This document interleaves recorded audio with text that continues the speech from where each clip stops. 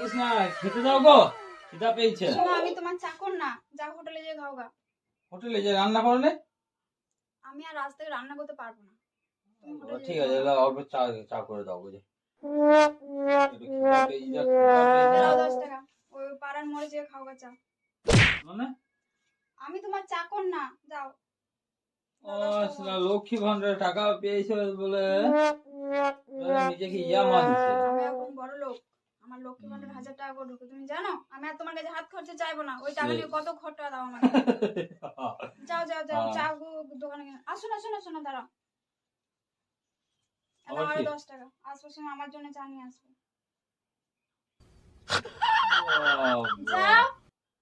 আর কাজের লোক রেখে দেবো, আমি টাকা দেবো। হ্যাঁ, কাজের লোক রেখে দেবো, আমি টাকা দেবো। আমি আর তোমার ঘরে কাজ করতে পারবো না। তাহলে খাবে কি? হোটেলে খাবো। হয়ে যাবে কয় টাকায়?